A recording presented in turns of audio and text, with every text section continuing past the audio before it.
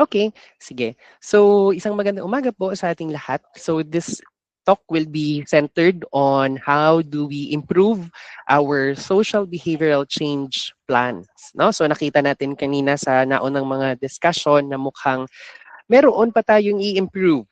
Number one, in terms sa ating reach, no? Sa bilang ng mga taong naaabot ng ating pong strategies. And at the same time, kung paano tayo mag-leave ng longer lasting na impact relative sa implementation ng ating PMNP habang nandito pa yung ating project. And hopefully, kahit wala na yung ating PMNP project, ay matuloy-tuloy pa rin po natin yung implementation ng ating nutrition initiatives. Kasi basically, during the time na nagmi-meeting kami, parang pare-pareho lang naman to, di ba? Iisa lang naman yung target natin na mga audience, pero meron tayong PMNP, meron tayong nutrition program, si DOH, meron pang puro kalusugan na nutrition plus 3 naman yung gusto natin gawin. Si health promo, meron din tayong mga 7 priority areas kung saan kasabay din ang diet and exercise sa ating pong physical, yung ating pong nutrition doon sa PA1. No? So, ay, hindi ko alam kung paano mag-share. Wait, di na ako marunong online po. Pasensya na. Ayan. So, as mentioned kanina, nilatag ko lang din po ito para may basis yung ating pong discussion. So, si PMNP or yung Philippine Multisectoral Nutrition Project, alam na natin itong lahat. Ang gusto ng proyektong ito is basically multi-sectoral, emphasis on the multi-sectoral. Hindi lang ibig pong sabihin ay LGU ang magtatrabaho, hindi lang ibig sabihin DOH, kundi dapat maraming sectors ng ating society ang nagtutulungan para ma-approve po natin or ma-achieve natin yung nutrition approach na gusto po natin. So, ang gusto natin gawin dito ay i-deliver po natin yung coordinated package of nutrition-specific, nutrition-sensitive interventions. At ang gusto po dito, i-harmonize daw po natin yung social and behavioral change strategy para saan? Doon sa targeted na improving health and nutrition status. So alam natin ngayon na madami pa rin ang mga stunted, marami pa rin ang hindi sakto ang kanilang nakukuhang nutrition, may mga food insecurities pa rin. At of course, may mga behaviors pa rin tayong kailangan baguhin. Aminin na natin, tayo-tayo lang naman to. By the way, Ma'am Joanna, meron bang mga DMOs na naka-join sa meeting or provincial HEPOs na naka-join?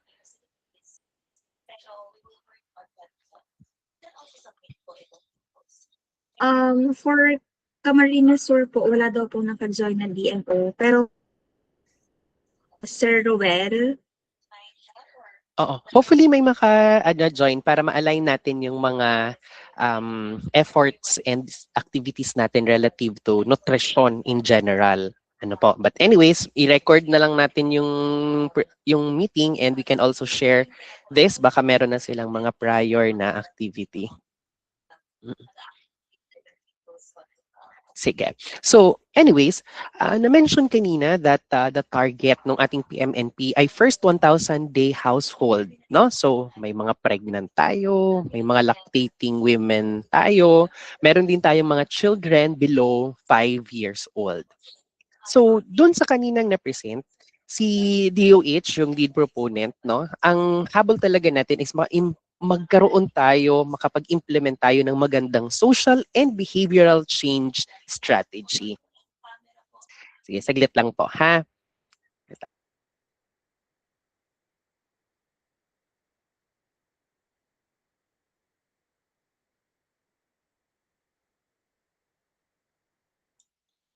So, nag-aagawan kasi kami ng channel dito. Kasi kanya-kanya po kaming mga meeting. So anyways, this was presented earlier, no? So yung ating project objectives, hindi ko na to kailangan isa-isahin, pero ang gusto ko lang sabihin sa slide na ito ay pareho po ang mga targets natin, no? So si health promotion, si nutrition program, si PMNP, si Purok Kalusugan ay pare-pareho po yung gusto natin maabot at ma-achieve, no? So yung ating pong mga pregnant women, yung ating pong mga antenatal services, yung ating pong wash or yung ating household na may access doon sa ating safe na toilets or at least sa water, ay lahat po yan handle at gusto natin ma-achieve multi-stakeholder ang approach. So ngayon, lagi ko pong naririnig kayong gumagamit ng social and behavioral change communication, no? So, kahit po online, hindi po ako magpapa-todo. Dapat po meron pa rin po tayong konting recitation kasi hindi ko nakikita kung present pa kayo or not. So, sino po kaya ang kayang makapag-define sa atin? Kasi 'di ba ginagawa niyo na po ito, naka 1 year na nga ata na implementation, 2025. Ano po yung ginagamit niyo po or paano niyo po dinidefine yung SBC or Social Behavioral Change Communication? May I ask someone? Mukhang si Ma'am Pipin ko. Ma'am Jenny, Rose, okay lang po. Safe space naman po ito para lang meron tayong discussion. So paano niyo po dinidefine ang social behavioral change?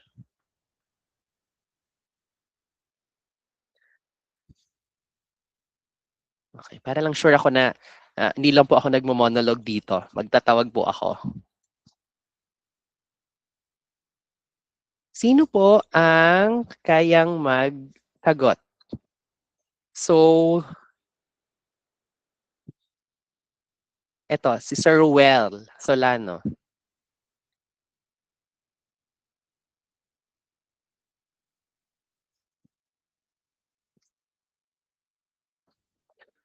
Ma'am, Ma'am Marge, Yes po. naririnig pa ako? Opo, audible ka po, Dok. Wala lahat na ang nakakarinig sa akin. So, di ba 1 year na natin itong ginagawa? So, lagi kong naririnig sa mga nag-PPMNP, oh, Doc, may SBC, Social Behavioral Change, blah, blah, blah, blah. So ngayon, sino po kaya makakapag-explain sa akin kung ano yung SBC na ginagamit po nila? Hindi ko kasi po mahanap yung isang buong yung mga pangalan. Ayan, may access na ako. Gusto ko pong marinig. Pasensya na po para lang po meron tayong interaction. Si Ma'am Rica Basagre.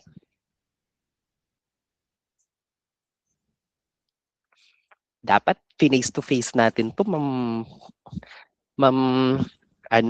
Marge, Ma'am Eden. Sino? Sige, sino ang PO na available? Ma'am Marja.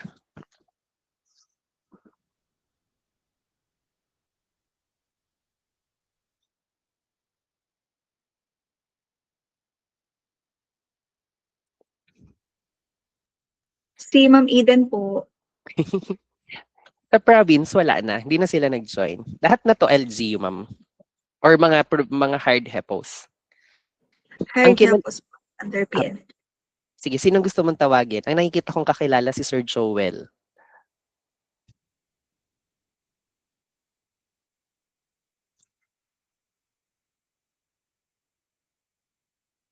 Sige, ganito na lang. Sino po ang present pa? Kasi parang feeling ko baka wala na akong audience.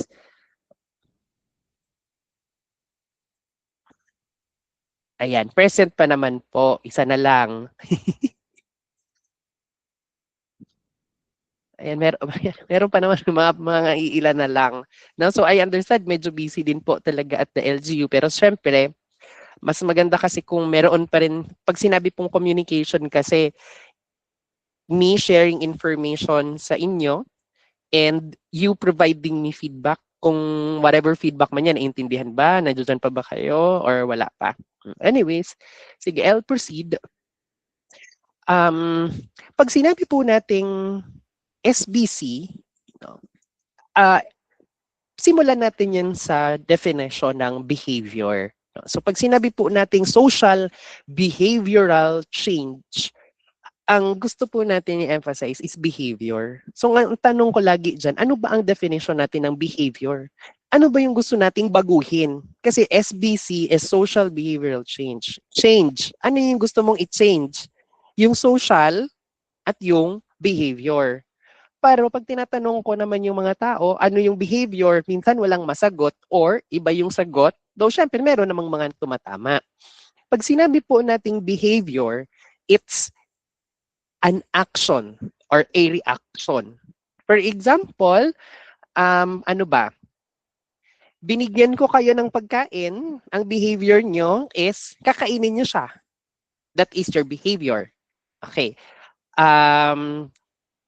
May narinig kang ring ng cellphone. Ang behavior mo is i-check mo kung yung cellphone mo ba yung nag-ring. Okay, behavior din na nagiging habit, yung pagising mo sa umaga, anong una mong gagawin? Hahanapin mo yung cellphone mo to check kung merong message, etc. So those are examples of behaviors. So simply put, in psychology, it's anything that the person does. So anything, kahit anong ginagawa natin, behavior natin yon. So in short, in social behavioral change, gusto natin baguhin yung ginagawa ng tao. Okay, gustong baguhin ang ginagawa ng tao. Yun yon. So pag tinanong ko po kasi kayo later on sa mga monitoring, sa mga activity, or kasi ang usual kong tanong is, bakit niyo po ginawa yung activity na to? Ano po yung behavior na gusto niyo baguhin? So dapat meron kayong masasagot, ano nga ba yung behavior na gusto mong gawin? Kasi madaling magsabi na, Doc, gusto ko pong maggawa ng ganitong mother's class. Okay. Pag tinanong kita, okay, magandang activity yan, mother's class. Anong gusto mong baguhing behavior dun sa mga mothers? Biglang, wala po, hindi ko po alam. So may ganun kasi tayong possibility na ma-receive na reaction. So dapat, since social behavioral change ang ginagamit natin, merong tayong behavior na babaguhin. Okay. So ngayon, ang definition po ng social behavioral change, at least sa lente po ng health promotion, is this one. So this definition is from the training po na kinakandak ng DOH, Health Promotion, yung social behavioral change communication naman. So pag sinabi daw po nating social behavioral change, it is a strategic thinking process na ini-integrate po natin yung iba't ibang mga available na evidence and innovative methods. May ebidensya, may nakuha tayong datos, pag in-implement natin yon or in-interpret natin yon, makakaisip dapat tayo ng innovative na pamamaraan para saan? Para una, magkaroon po tayo ng understanding, magkaroon tayo ng maintindihan natin bakit yung tao, bakit yung community na yon ay ganun ang behavior. For example, sinabi mo sa social behavioral change mo na yung community na to, based sa aking research, ay majority ayaw magpa-bakuna. Bakit ayaw magpa-bakuna? Kailangan natin maintindi. Kulang ba sila ng kaalaman? Or may alam ba sila pero hindi sila makapunta dahil sa schedule? Kasi kailangan natin yung information na yon para maintindihan bakit hindi nila ginagawa yung gusto nating behavior para later on, kapag nag-isip tayo ng paraan, paano siya gagawa ng activity, medyo nagsusolve doon sa nakikita natin na problema. No? So it creates a solution that fits each unique health behavior. So per behavior, dapat meron tayong maisip na unique na activity para sa kanila. And kailangan po ito, ma-adapt nila yung ating healthier habits. Para siyang unang araw, pagkagising mo sa umaga, nagpi-pray ka. The following day, nagpi-pray ka ulit. eventually, in the next few days, magiging habit mo kasi siya. So yun yung gusto natin gawin. I-influence natin yung behavior para later on, hindi na lang siya behavior, maging repetitive behavior siya, aka habit. No? So, ang emphasis ng social behavioral change ay people-centered siya. Hindi process-centered, hindi siya DOH-centered, hindi siya LGU perspective-centered, but rather people-centered. May involvement yung tao. May involvement mismo yung community. Kasi sila yung gustong nating baguhin. So mas naiintindihan nila yon, behavior nila yon. So dapat centered sa kanila yung approach. So this is the usual na common misconception. Meron po kasi tayong evolution nung thinking. Simulan natin sa IEC. Ito yung kilala nating lahat. Pag sinabi mong IEC, Information, Education, and Communication. Ito yung mga piniprint natin ng mga brochure, mga posters, tarpaulins, etc. IEC yon. Okay. Hindi siya necessarily equivalent sa SBC. Pwede siyang sabihin na component siya ng SBC, pero kung yun lang ang gagawin natin, that is IEC. So anong ibig sabihin ng IEC? Nagbibigay lang ako ng information. Nag-i-educate lang ako. That's IEC. Parang sabihin natin na ang hypertension ay isang sakit na 140/90 or above. Pag ginawa ko yon, ang ginawa ko lang ay nag-inform, nag-educate. Pero wala pa akong directly influence sa behavior nila. In-inform ko lang, in-educate ko lang sila that hypertension is this. Ang higher level ng evolution is the BCC, Behavioral Change Communication. Now, so the behavioral change communication, ang ginagawa na natin ito, ini-influence na natin yung behavior nila. Ino-introduce na natin yung why we communicate.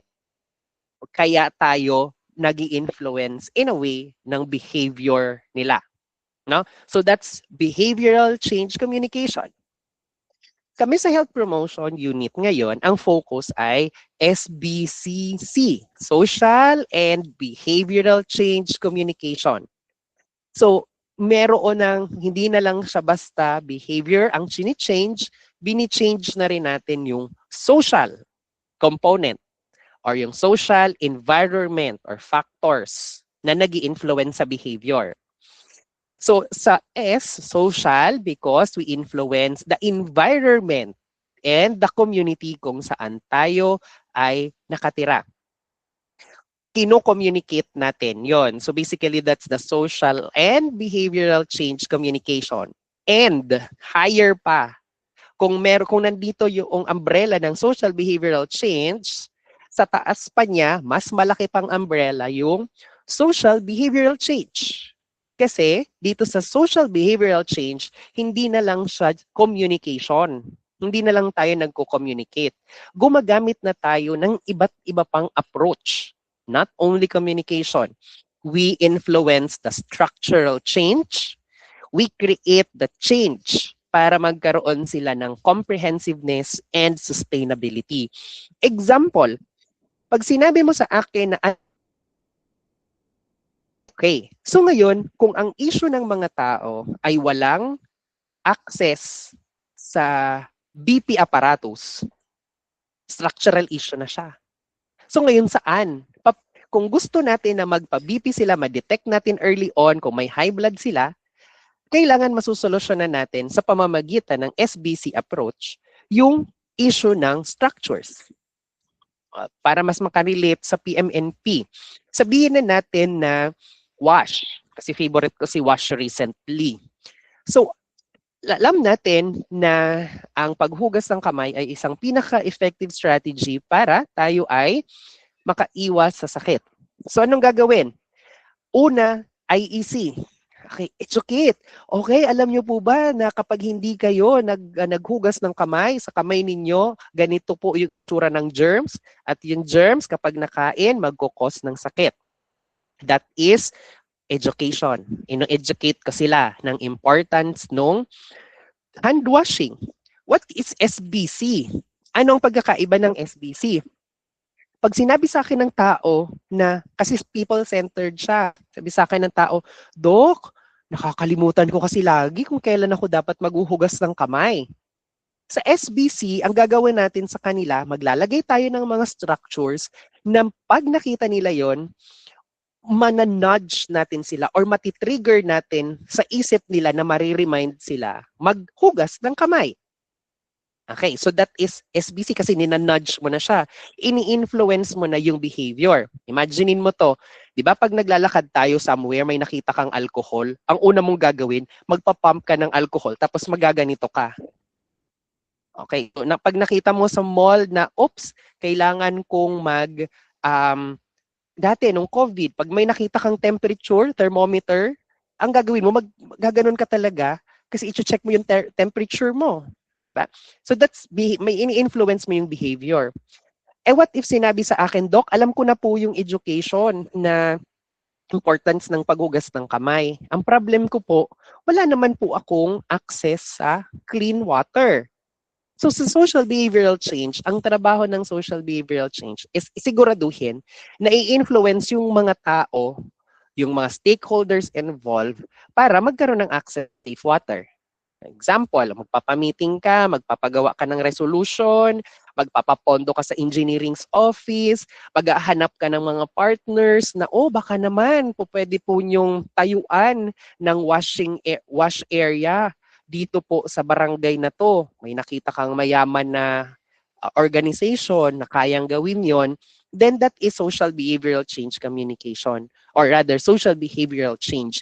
Ini-influence mo yung behavior, ini-influence mo yung structures mismo ng environment para hindi na lang magiging madali sa mga tao yung paggawa ng behavior na ron, but rather talagang i-engage na nila, gagawin na nila. Kasi wala na silang rason. Yung problem nila, yung bottleneck nila, ginawan mo ng paraan para masolusyonan. So that is social behavioral change communication. Clear po ba? Naintindihan po yung difference? Ayan. Thank you. So, pag sinabi po nating social behavioral change, ang focus natin is decision making. Okay. Paano magdi-decide? Ano yung mga factor na nagdi-decide sa tao kung iti-take ba niya yung behavior na yon or not? Example, ano ba? Gusto mong bumili, alam, na-aware ka na health educate ka, may sale. Pasimplihan na lang natin yung example para mas maintindihan. Alam mo, nakarating sa'yo yung advertisement, may sale.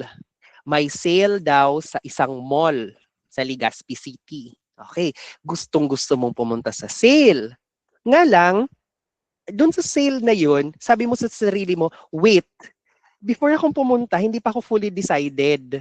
Kasi, eventually, una sa lahat, wala akong pera. Pangalawa sa lahat, wala akong sasakyan para pumunta sa sale na yan. So, meron ka mga factors involved. Yun yung sa decision making mo ay nag-i-influence as nagiging barrier mo siya.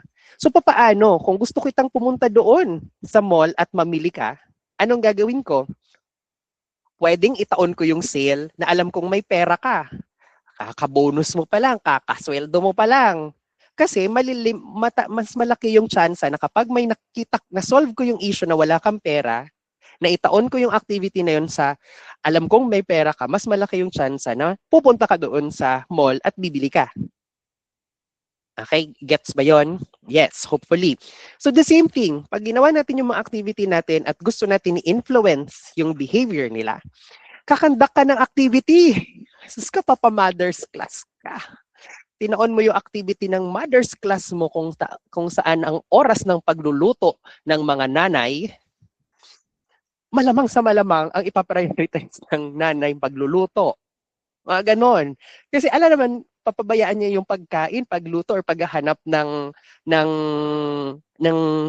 pagkain na ihahanda niya sa family niya. So kailangan makilala natin yung tao, ma-influence po natin yun para later on mas proactive sila sa atin. Now, decision making or behavior adoption, habol din natin yan. And of course, habit formation. Gusto natin hindi lang isang beses gagawin yung behavior. Rather, paulit-ulit siyang gagawin at alam natin na kapag inuulit-ulit, nagiging siyang behavior. Okay. So ngayon, papaano natin, anong mga solution ang pwede nating gawing options? Policy and advocacy. Diba? So alam natin, importansya ng polisiya at advokasya. Kahit ako, hindi naman ako nagtatapon ng basura sa kung saan-saan at nagsesegregate naman ako, alam ko na meron tayong barangay ordinance na dito. So may dagdag kang, uy, hindi ako pwedeng basta na lang magtapon ng ganito kasi may ordinansa. So kailangan mo siyang sundin.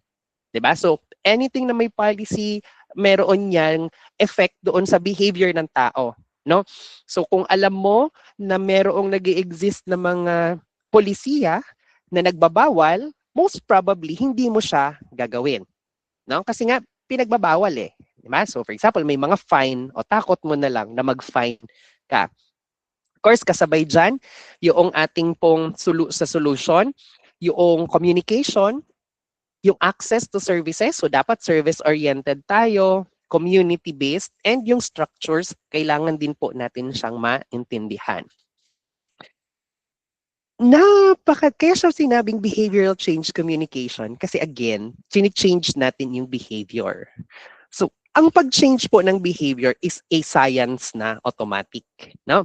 So, isa na siyang marami nang nag-aral before us kung paano babaguhin ang behavior. Meron na yung psychology, meron na yung involved na economics, etc. So, here are some of the theories na usually ginagamit natin to change the behavior. So kahit sa clinics, kahit yung mga doctors, kung gusto mong mag-influence ng behavior sa mga patients natin, we use this one.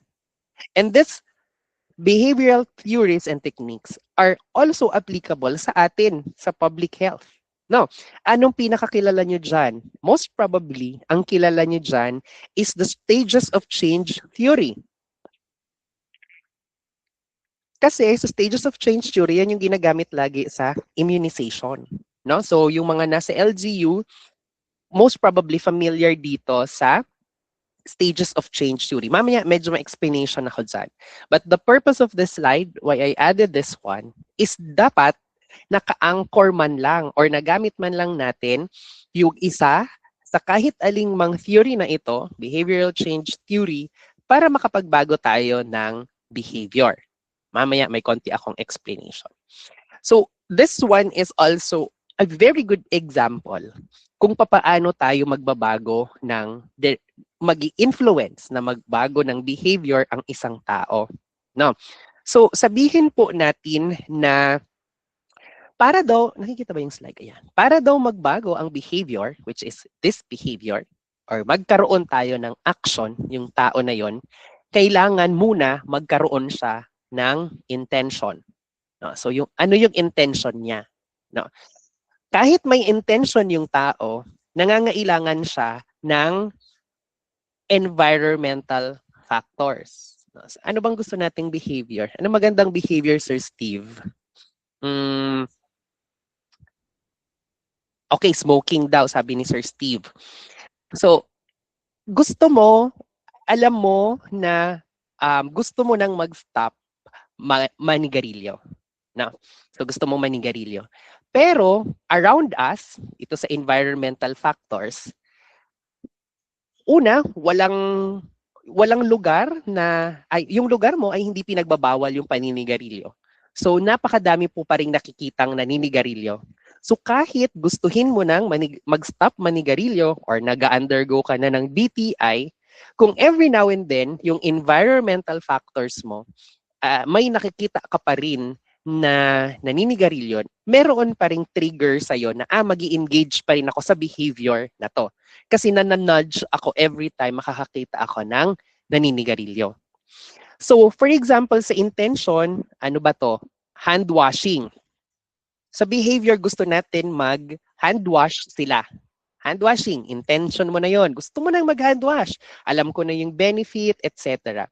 Pero sa environmental constraints, wala kang hand wash facility. Paano ka mag-hand wash kung walang hand wash facility? Paano ka mag-hand wash kung may facility nga pero walang tubig? Paano ka mag-hand wash kung may tubig nga pero walang sabon? So, dapat sa environmental factors para mangyari daw yung desired behavior natin, hindi lang enough na intention lang yung gagawin natin. Rather, kailangan tutulungan pa tayo ng environmental factors. I-enable pa tayo na piliin natin or mas mapadali natin gawin yung mga bagay na gusto natin gawin. Bukod dyan, syempre meron din skills and abilities. Kaya tayo may mga pa-training. Diba? Kaya meron kayo sa mga activities ninyo, capacity building on basic hand washing. Kasi tama, kahit may intention, kahit meron ng tubig, sabon at facility, kung hindi naman maalam kung papaano ang tamang paghuhugas ng kamay, mukhang hindi pa rin niya mapopromote yung behavior. So the point here is, every time we do the behavioral change, kailangan ma-address natin ang environment, yung intention ng tao, at yung skills and abilities niya. Kailangan maramdaman ng tao na kaya niyang gawin yon. Okay, emphasis on kaya niyang gawin yon. Paano ba? 4 ANC. 8 na pala. 8 ANC. 8 antenatal checkups. So, paano natin applying this theory? Paano natin babaguhin ang behavior ng tao na mag-avail ng 8 ANC? Sige, scenario A. Napaliwanag mo na, meron ng BHW na pumupunta, nag-i-explain, buntis ka, magpa-ANC ka na. So siya, okay, sige po, magpapa-ANC na ako. Okay. Goods yun. Ngayon, sa environmental factors, sabihin mo ng, Saturdays lang siya free. Saturday lang free magpa-antenatal check-up. So ngayon, yung RHU mo ay hindi available or sarado siya during Saturdays. So hindi niya maa-affect yung behavior. So para ma-solve natin yung issue na scenario na sinabi ko, kailangan makapag-provide tayo sa kanya ng environment kung saan siya mas mapapaboran or mai-enable na magpa-check up ng ANC. So possible ang referral ko sa kanya, pwede ka naman pumunta sa private, pwede ka naman pumunta sa lying in kasi open yan 24 hours. So at least, tinutulungan natin sila na mag-influence yung behavior. Of course, in real life, may mga complex pa tayo dito na possible na scenarios, but simply put, paano i-integrate yung model na to or i-implement yung model na to, ganun siya. Kailangan para daw mangyari yung behavior, okay yung environmental factors, malimit natin yung constraints or makapagbigay tayo ng alternative, maganda yung intention or ma-build yung intention ng ating pong target and ma-build din natin yung kanilang skills and abilities. So, also, ang kaibahan sa social behavioral change is hindi siya service-centered.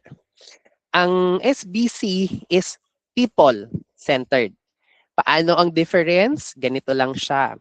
Pag service-centered, ang tanungan natin yan ganito. How many ANC visits did you attend for the birth of your last child? Gaano kadami ang napuntahan mong antenatal care? Kasi more on service yon.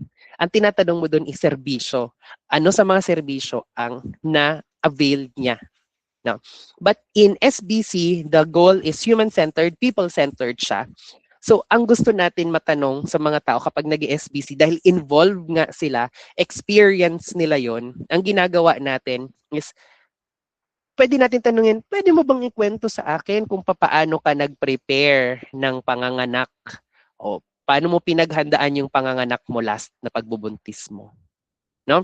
So, dito kasi sa human-centered, naka-incorporate dyan yung ano ba yung alam na, ano ba yung mga issues, ano nga ba yung lalabas yung mga component na na-discuss ko kanina rather than very service-centered tayo. But the way I see it, majority of our plans, they are service-centered and not more of human-centered yung naging mga plans natin sa SBC at least last year. No? So anyways, just to go back dito sa slide ng ating SBC strategy, ang gusto natin sa SBC is, of course, magkaroon tayo ng impact. Maramdaman. Maramdaman ng mga tao na, okay, nabigay sa akin kung ano yung kailangan ko. Yun kasi yung usual na impact eh. Masyado minsan magpo-push tayo na nagpo-push pero hindi naman pala yun yung kailangan ng tao.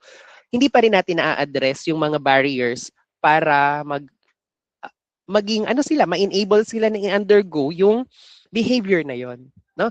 So it also deals with the context and of course yung evidence. So very good, meron kayong mga studies na kinandak, di ba? May mga formative research, meron kayong mga planning workshops, etc. So mukhang nangyari naman yung mga kailangan natin gawin. So ang gusto natin, again, ang impact nito ay systems-oriented. Gusto natin i-enable, maging enabling yung environment and magkaroon ng institutional mechanisms para mag-maximize natin yung impact ng ating nutrition efforts. No? So dito sa impact and systems-oriented, naka-emphasize din po na dapat aligned yung ating pong key frameworks. At isa sa key frameworks na na-identify ay yung ating pong Health Promotion Framework Strategy 2030. So pwede ko po bang tanungin kung gaano kadami sa mga nandito ang familiar dito sa Health Promotion Framework Strategy 2030. Pwede pong mag-thumbs up kaya yung mga familiar?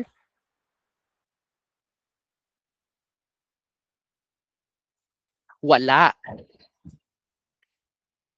Walang familiar sa Health Promotion Framework Strategy.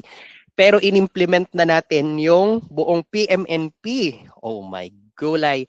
Pero sa PIPAN, familiar po kayo.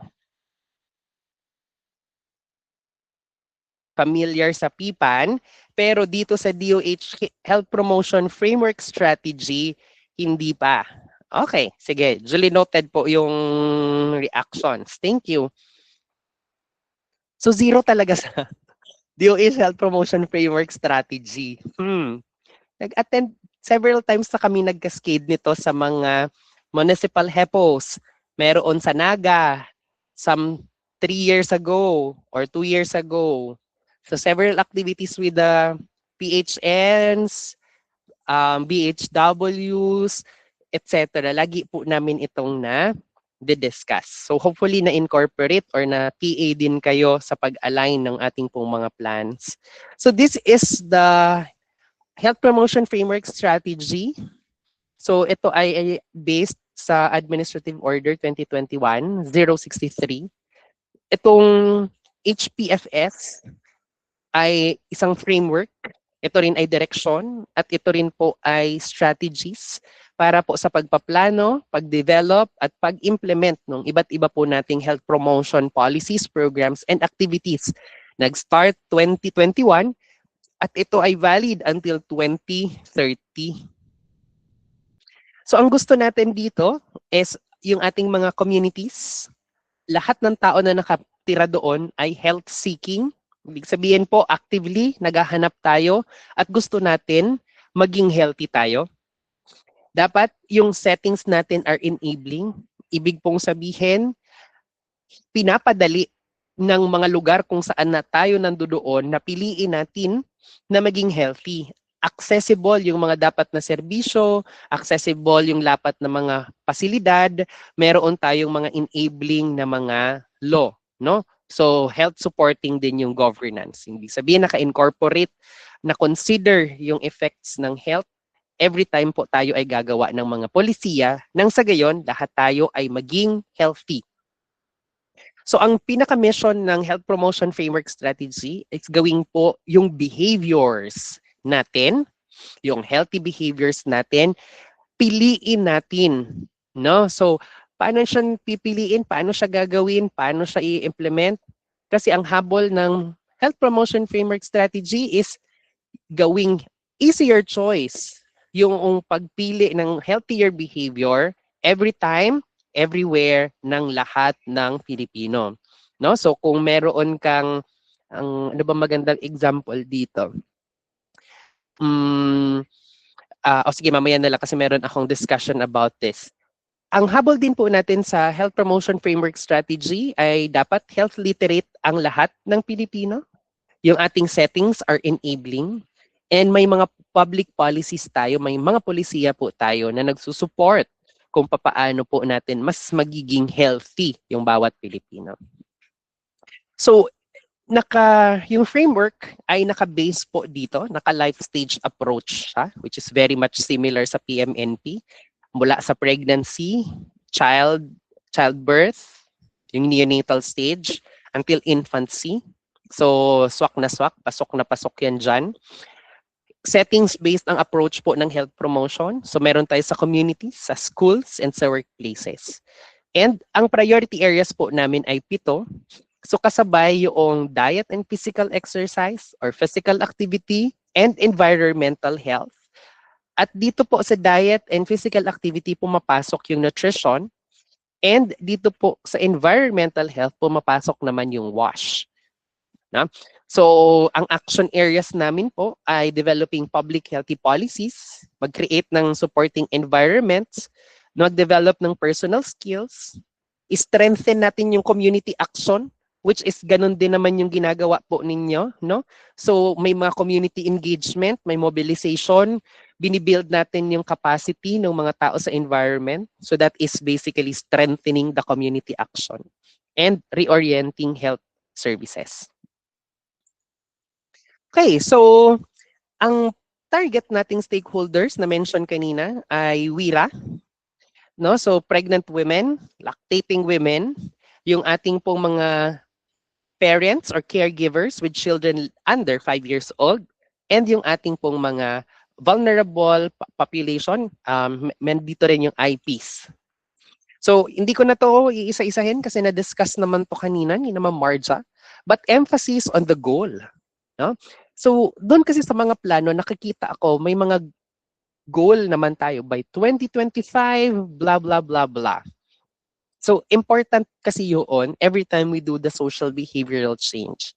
Kasi sabi ko nga, ano siya, centered siya, evidence-based siya, nakacenter siya sa mga tao. So, gaano kadami? Ang lagi kong tanong kina Marja, gaano kadami yan?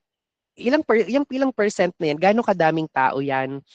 Kasi mag-differ po yung strategy na gagamitin natin. Depende din sa tao, sa gaano kadami yung target natin na individual para baguhin natin yung behaviors nila. So we also have behavior change system when it comes to exclusive breastfeeding, yung minimum appropriate diet.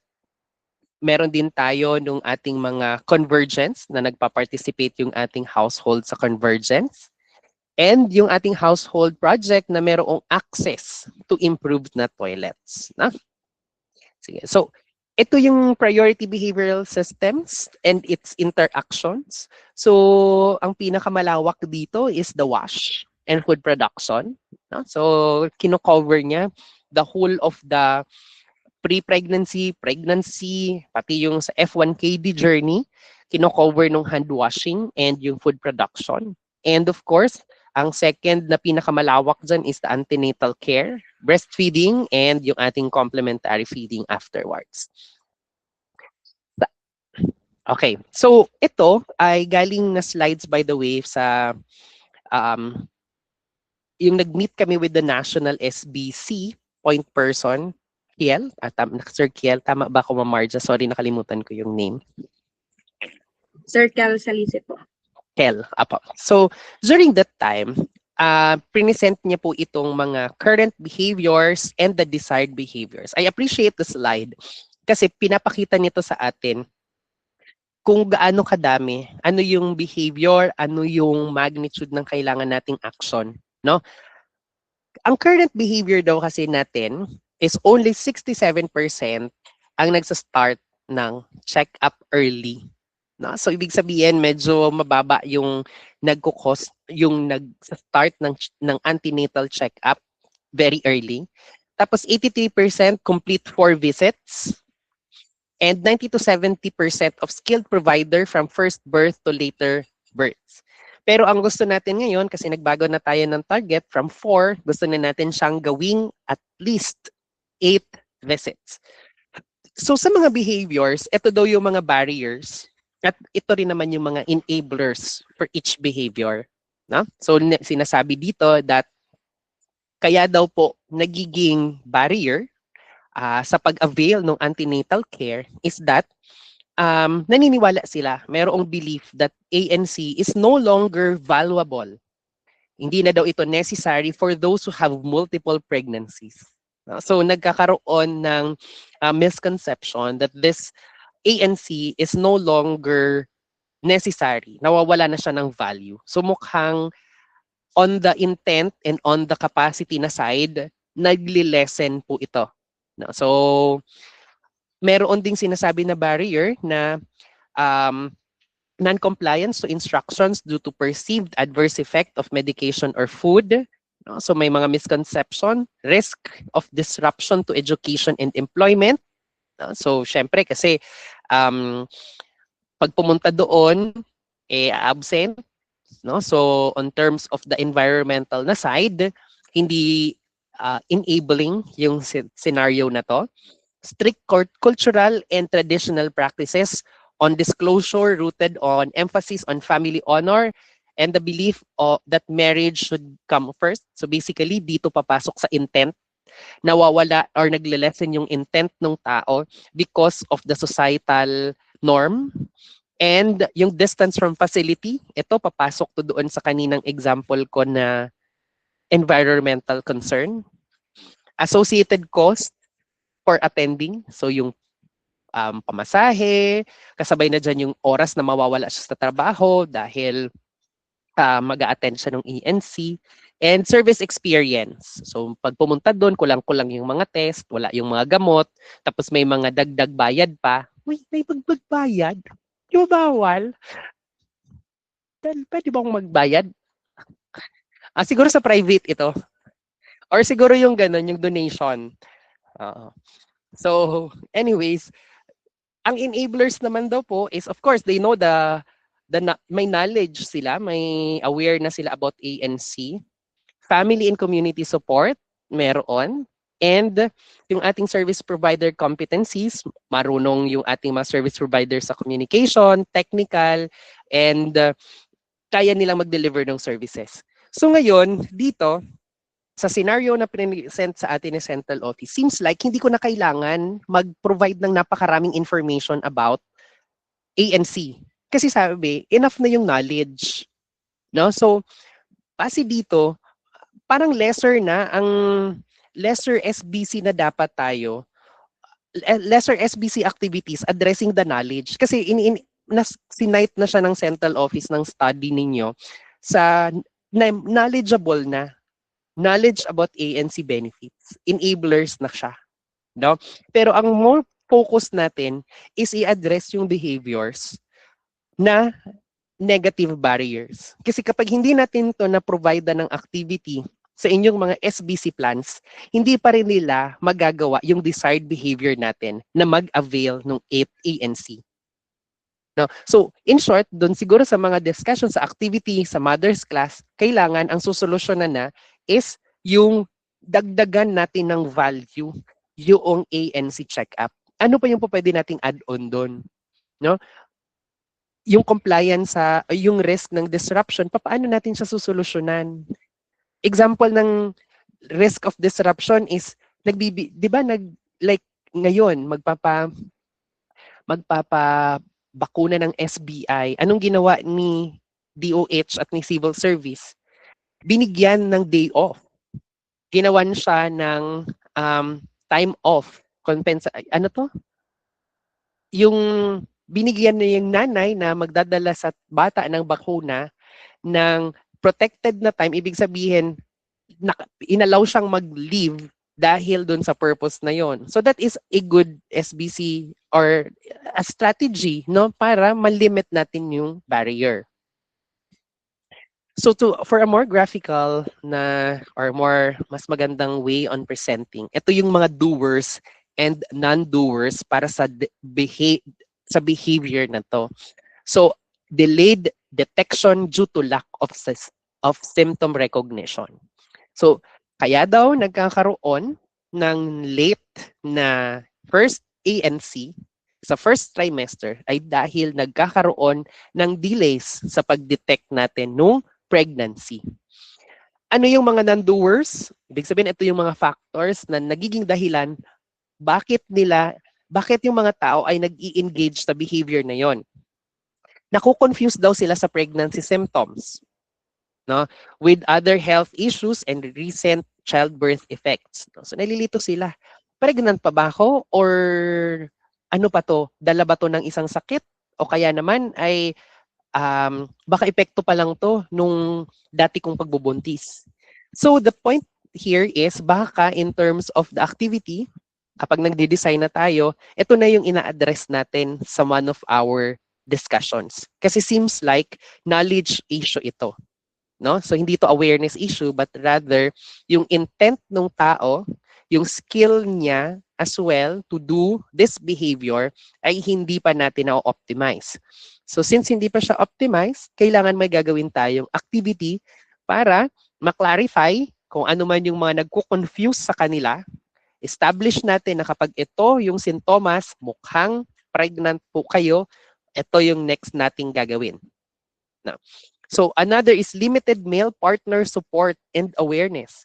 So kung hindi natin i-engage yung ating pong mga male partners para isupport yung kanilang mga asawa or buntis na partner, hindi pa rin mai-enable yung buntis na magpa-check up early on. So in short, maybe an activity na address naman para sa mga lalaki, no? So male partner to support yung ating pong pregnancy ng mga kababaihan. Next is low awareness about contraception and family planning. So again, these are all the doers and the non-doers at kailangan po natin itong i-recognize at i-address using behavioral change communication. So, ito naman sa avoidance and postponement of pregnancy disclosure in confirmation due to perceptions of social norms and structural barriers. So, kaya daw hindi or kaya may mga issue, kaya ina-avoid natin or pinopostpone natin yung pregnancy disclosure. Hindi natin sinasabi agad na buntis na tayo dahil merong emotional burden sa pag-hide ng pregnancy. Ito medyo mahirap to kasi social norm ang i-change natin dito or even yung culture, no?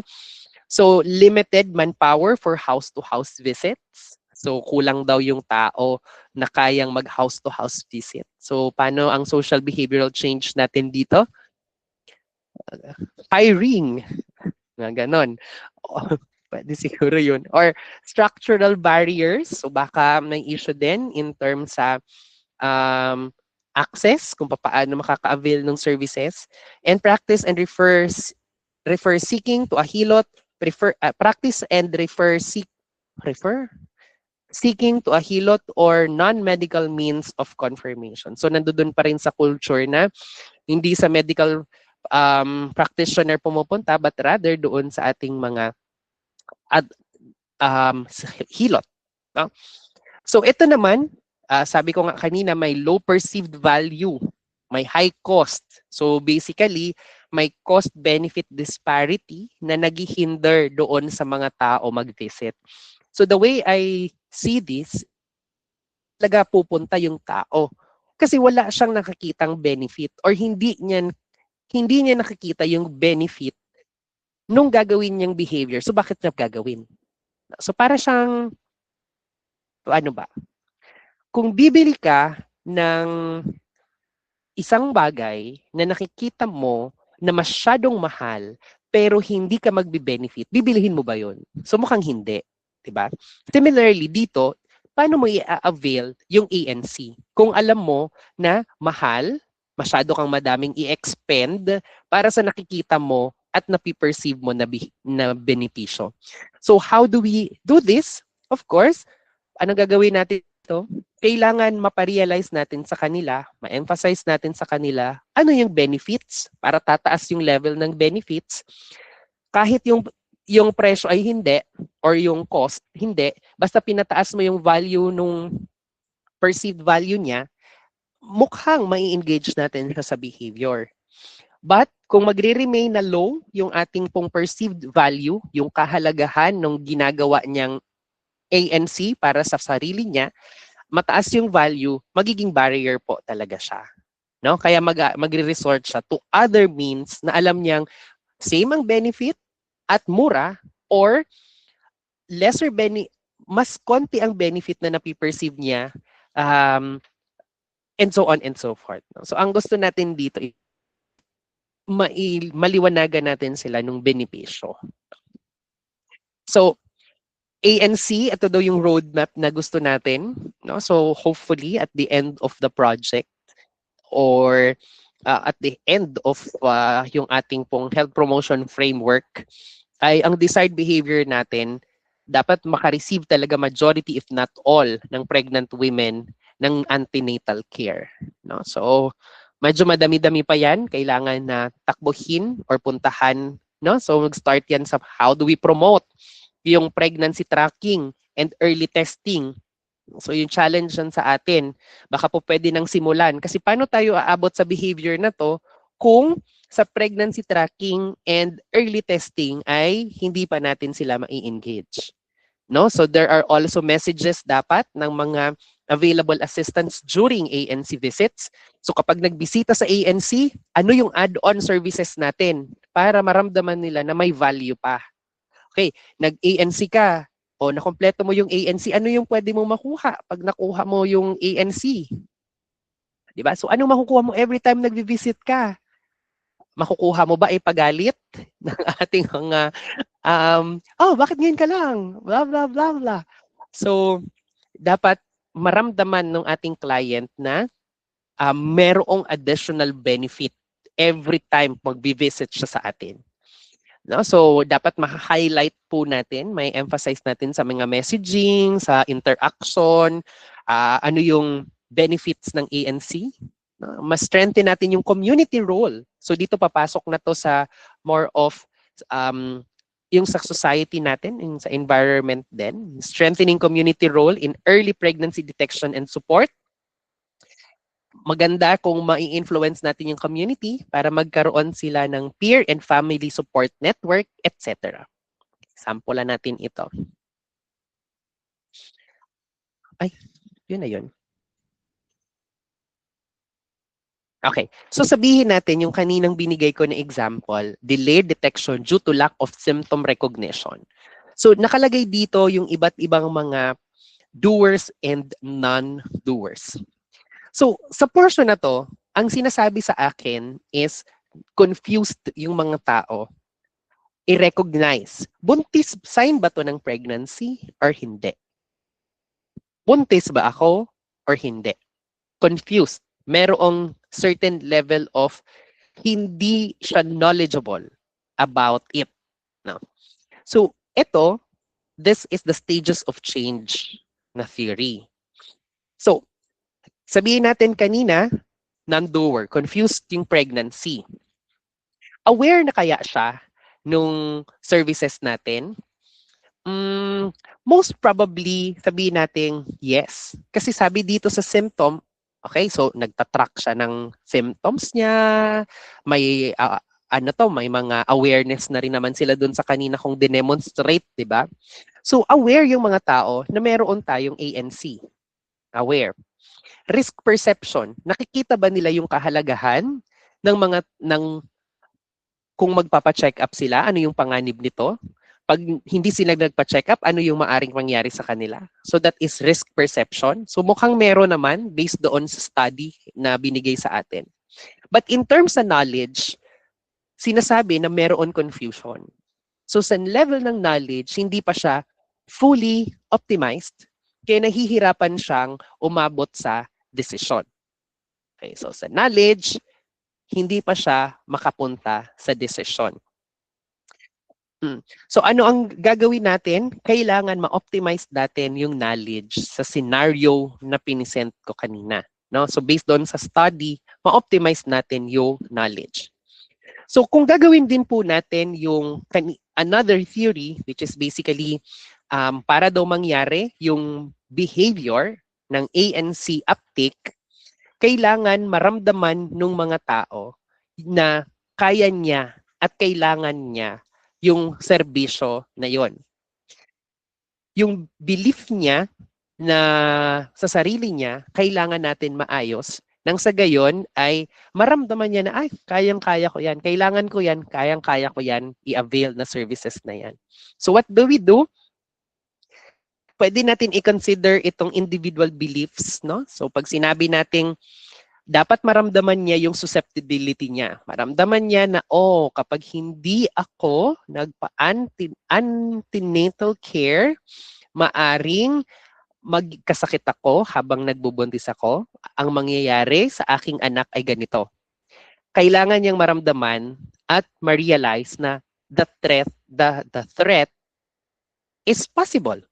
Kailangan niyang maramdaman. May konting perception ka dapat nung threat na maaring mangyari pag hindi mo in-avail yung services na yon. Pero syempre, kailangan din nating isabihin sa kanila na, may benefit kapag nag-ANC at kailangan ma-solve natin yung barriers. For example, schedule. Kahit naramdaman niya na may panganib, alam niya kung ano ang magandang idudulot ng ANC, pero yung schedule ay hindi nagtutugma, kailangan natin yung solusyonan. Kasi lalabas yon na pangangailangan na kumbaga need yon ma-solve natin so that we can, yung tao ay mararamdaman niya na kaya niya. Mas kailangan niyang i-avail yung ating services. No? So of course, Q, wala namang problema dyan. So anyways, i-apply natin dun sa study na ginawa ninyo. So, sinabi doon, may mga enablers tayo. Yung mga enablers, supportive daw yung network para ma-detect yung signs and symptoms. May mga BHW na nag-iikot, etc. Pero, ang sinasabi din, in terms of personal, na modifiable natin ng mga factors, nako-confuse sila sa pregnancy. So, kung ako ang gagawa ng activity, gagawan ko ng activity to solve this confusing pregnancies. Okay na din kasi goods din na nagtatrack sila ng menstrual cycle, nare-recognize nila yung body changes, pero seems like meron talagang confusion sa knowledge part kahit yung skills nila ay medyo okay. So ngayon, papaano natin gagawin? Sabi, limited male partner support and awareness. So dapat may activity tayo to ensure na may support yung partners natin or yung male partner at mag-involve sila dito sa ANC. So baka hindi lang buntis class ang kailangan. Anong tawag sa activity na tatay ang participants? Sa FP kasi meron yung usapang katropa. Pero sa buntis, lagi akong buntis class. Pero wala tayo masyadong activity na para naman sa mga tatay. So baka kaya lumalabas dun sa formative research natin na limited yung male partner support and awareness relative to the ANC. No? So pwede din natin tong gawa ng behavioral change communication. This time, not only addressed to the mothers, but ang target natin is the partner. No? So ANC benefits as not worth the expense and effort. So yung perceived benefit niya ay, ayan, meron daw pala idol ko si tatay. So very goods po yan. No? So again, kung present yung ganitong scenario or context sa setting po ninyo, emphasis on doon. No? So ang nakikita ko po kasing lente is at the regional level na. So most probably, kung nakikita ninyo na yung importance din nitong mga activities ito, then create an activity addressed to the tatays naman. So, may nag-cut. Hala, nag-cut. Anyways, hindi ko alam kung nangyayari dun sa PowerPoint. Tumalon siya. So, sampulan din natin yung activity, no? So, ito nakita ko, sined ito sa akin ng PMNP, may Department Order ng 2024, numbered 0419. So, guidelines ito ng utilization ng mga HPG or the Health Promotion Grants. So, buti pa kayo, may Health Promotion Grants. And the development of municipal SBC. Oh, so, SBC yan ha. So, dapat may behavior na gusto talaga tayong i-change. At hindi lang behavior, no? At hindi lang behavior nung tao, gusto natin yung mismong society ay i-change. Kasi social and behavioral change communication siya. So, hindi lang dapat isang target audience ang ini-influence natin, rather, yung iba't ibang stakeholders involved, kailangan mapabago rin natin yung mga ugali nila or yung behaviors nila. No? So, ano yung mga activities na nakalagay dito? Here, community engagement, awareness raising, service improvement. Nung nag-activity, first time kong nag-join sa activity ng PMNP in Cebu, hingi ako ng sample ng mga approved SBC 2025. No? So, sa community engagement pa lang, marami na akong questions. Ang dami ko nang tatanong. Matanong talaga po ako. Pag nakita-kita tayo sa face-to-face activity, sigurado po ako may recitation. So, pag sinabi po nating community engagement, ito po, ang ginagawa natin dito, hindi siya awareness raising. Ha? Iba ang awareness raising sa community engagement. Pag sinabi niyo pong community engagement, nagbi-build tayo ng relationship with the community. And nakikirapport, nakikibanding ka. Bakit? Kasi gusto natin, mismong yung community ay maging accountable, involved doon sa ginagawa nating procedure. Kasi minsan, ang nangyayari po, dahil nga service-centered tayo mag-isip, most of the time, pinupush natin ang pinupush yung mga gusto nating gawin. Oh, dapat may 8 ENC. Ganun. So, yes, pwede naman siya, pero dapat mas maganda kung maiintindihan ng community mismo kung bakit natin pinupush yon. Kailangan ma-recognize ng community na, oo nga no, problema pala yan. So, anong gagawin natin dyan? So, doon tayo papasok. Ito, yung mga services na available po namin, etc. So, kung gusto nyo po, pwede nyo po itong i-avail. So, hence the importance of all the stakeholders sa community. So, may mga leaders, mga barangay captain, yung mga kung sino ang mga organizations or groups sa barangay, so mga liga or kung ano man ang mga tawag SK, so kasabay yan sa mga stakeholders na ini-engage dapat natin. Private, public, kasabayan sa ini-engage natin. So kaya important na meron tayong mga activities na kasama sila. No? So anong gagawin natin dito? Pwede dyan pumasok yung mga activity. For example, yung grupo ng mga, ano ba yung usual sa simbahan? Sa simbahan, pwede ka nang, kung meron mong may kapilya doon, may grupo yung mga sa simbahan. Paano tayo mag-engage sa kanila? O di kakausapin sila. Ano yung mga activities sila? Pwede po ba kaming sumingit dyan? Magdi-discuss lang po kami ng breastfeeding. Mga ganun po. No? So, community dialogues, kinakausap natin yung mga leaders. No? Ano yung mga polisiya na meron ka na dito, barangay captain? Meron ka na bang barangay ordinance? For example, sa barangay mo na yan. No? So, ang gusto kasi natin dito, ini-engage natin yung local and community leaders para nang sa gayon ay magkaroon din tayo ng integrated na approach. Kahit wala na tayo sa project, hindi na tayo nandito, kung may naiwang mga polisiya, most probably tutuloy at itutuloy pa rin yan. No? So, outreach in terms sa marginalized community, check din po yan. Seems like mayroong lang kasing confusion sa community engagement and awareness and communication.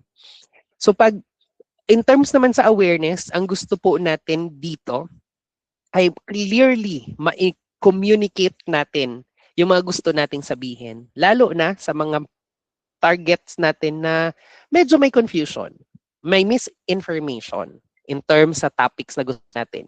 Sasabihin mo ng, hala Doc, ang alam po nila, 4 ANC pa din. May confusion. Di kailangan mong may awareness raising ka at ma-communicate mo na hindi na po 4, 8 na po ang ANC. Sige.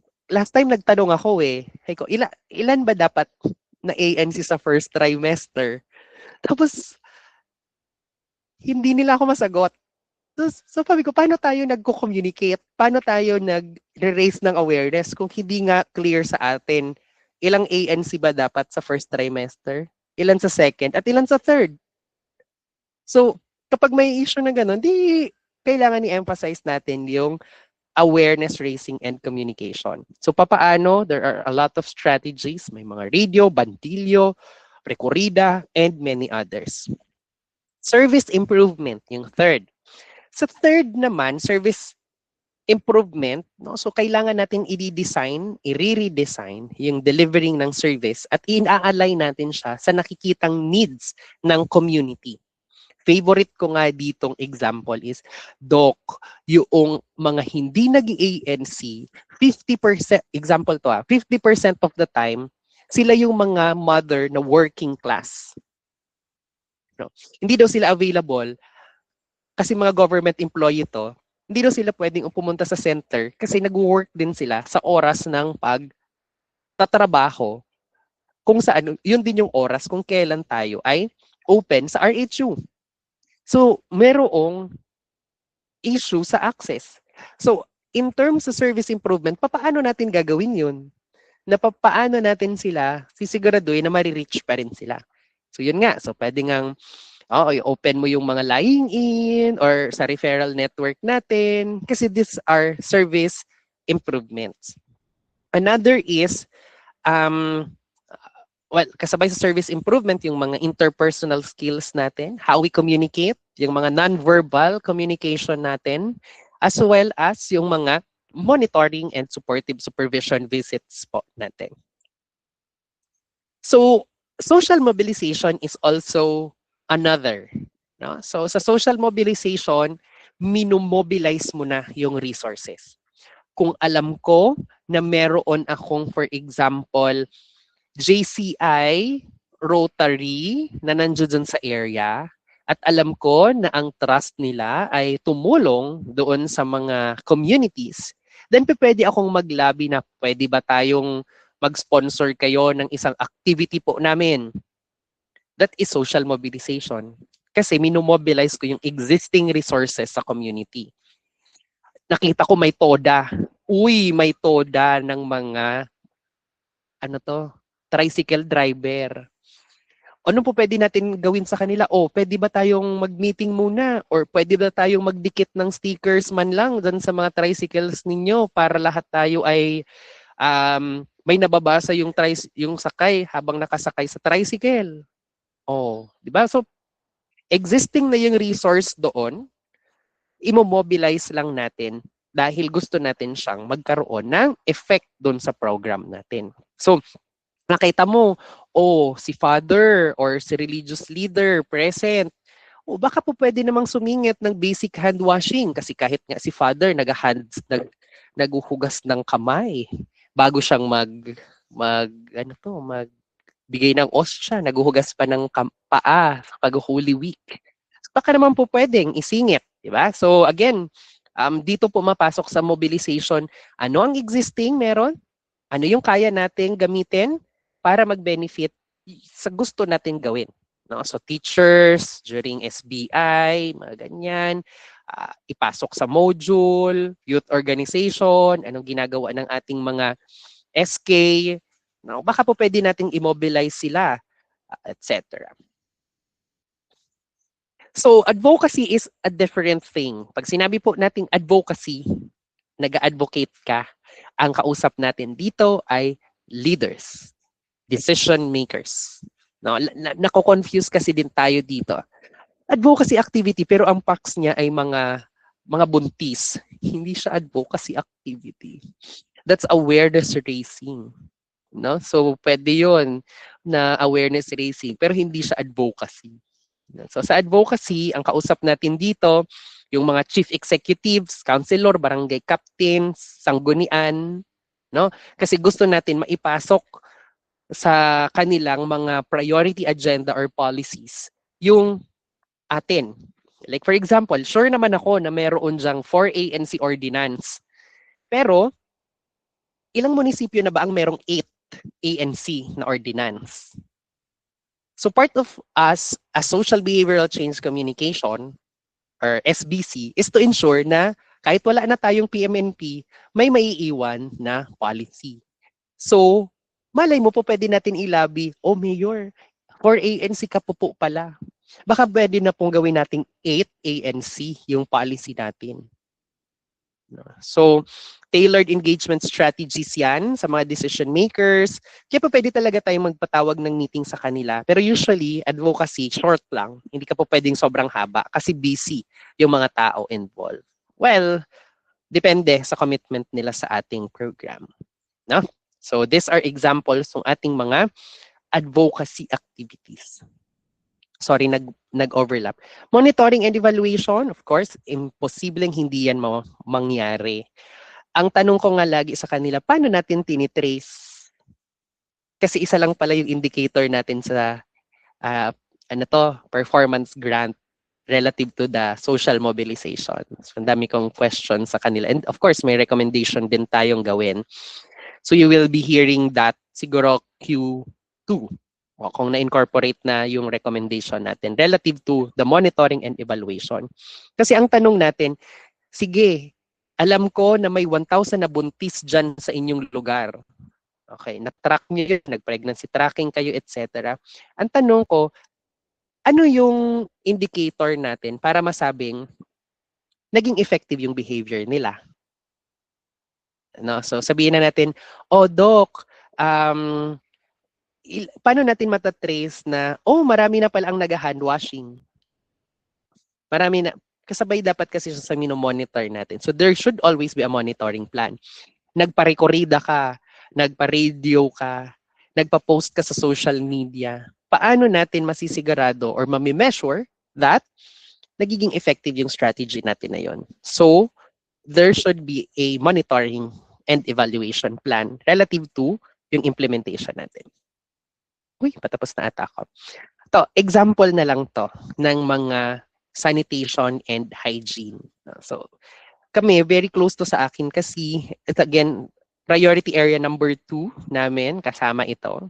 So, ang sinasabi, ang current behavior daw ay 11 lang na percent ang nagdi-dispose ng tama ng kanilang mga feces. Yung mga anak nila, 11% lang yung marunong mag-dispose properly ng feces ng mga bata. And then 70% do not treat water. No? Pero ang gusto natin maging behavior is clean yung mga water, meron tayong proper child fecal disposal. So medyo madami-dami pa to. Ang barriers natin ay low perception of health impact of unclean hands. Imagine. So ibig sabihin hindi pa sila convinced na kapag malinis yung kamay ay malaki ang tsansa na ma-prevent yung diseases. No? So lack of know-how on how to teach children to defecate in toilet. No? So believe that drinking clean water is only required when ill. Oh my God, ang dami pa nating katarabahuhing behavioral change dito. Lack of available clean water, soap, and toilet. Oh, ilan kaya ito? Sabi ko sa kanila, sa mga POs na kausap ko, ilang bahay yan? Kasi paano ako magpaplano kung ilan yung bahay kung hindi ko alam yung number? No? So dapat may evidence-based tayo kung gaano kadami itong lack of available water, soap, and toilet, etc. So, based dyan, hindi ko na ito i-discuss kasi almost same lang naman. Ito daw yung gusto nating roadmap. No? So, gusto natin later on, may access to clean water. No? May nagpa-practice ng child fecal disposal. So para mangyari yon, una, magkaroon muna ng building ng confidence and reinforcement ng key moments. So kailan nga ba dapat tayo naghuhugas ng kamay? before kumain, after kumain, before mag-prepare ng food, after mag-prepare ng food, after may contact sa madumi, kapag sobrang dumi na ng kamay. Okay, so there are, of course, kailangan ma-implement natin ito. Every after mag-toilet, dapat naguhugas, mamalengke, paano pag nagbayad sa jeep? Di kailangan meron at least hand washing din or yung ating pong alcohol-based hand rub.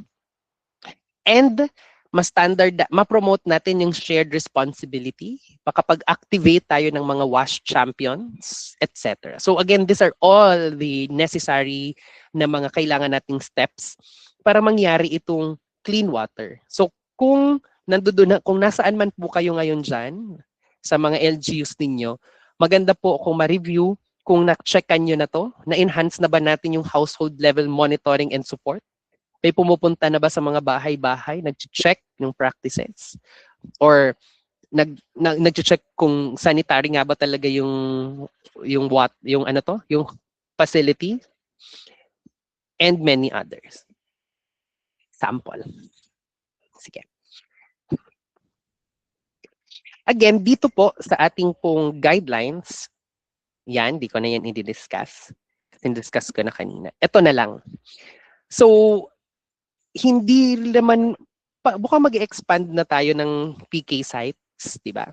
So, ginagawa na rin naman natin yung mga purok kalusugan. So, sinasabi ko po that meron tayong nilabas din na Department Memorandum last year, 2025, 0598. Ito yung health promotion in purok kalusugan menu of activities. So, dito sa purok kalusugan, dahil nga isa rin sa priority ng ating purok kalusugan, yung nutrition and wash. Kaya meron din talakalagay na mga activities. So for nutrition, isa sa nire-recommend natin na gawin is yung healthy public food procurement.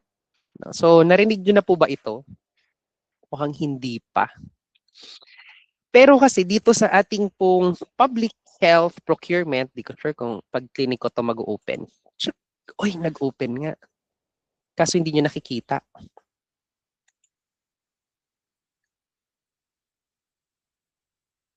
Sige, wait. Paano ko i-reshare yung screen? Present something else. Wait lang po. Di na ako marunong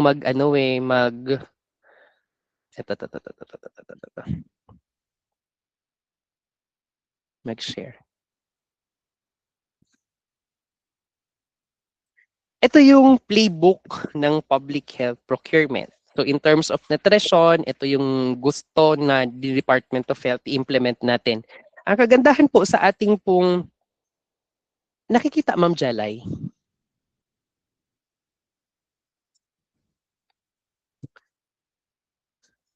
Yung public health procurement. Okay. So dito po sa public health procurement playbook, kaya siya playbook kasi para siyang libro na maaring paglaruan.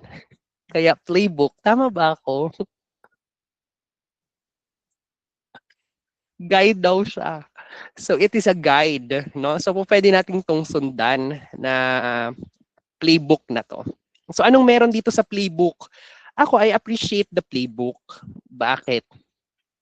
Kasi, well, meron na siyang mga ano ang gagawin. No? So kumbaga susundan mo na lang to, and this is basically the whole of a social behavioral change na. Paano? Evidence, sabi nila, SBC, evidence-based. Ayan, meron na tayong mga evidences na nandito. So kapag naglalabi kayo sa mga LCEs, sa ating pong mga decision makers, sa MHOs, etc., pwede nyo nang i-cite kung ano man ang nandito sa summary evidence natin. So, kailangan po natin ng ganito kasi blah, blah, blah, blah. Okay, palakihin natin ang content.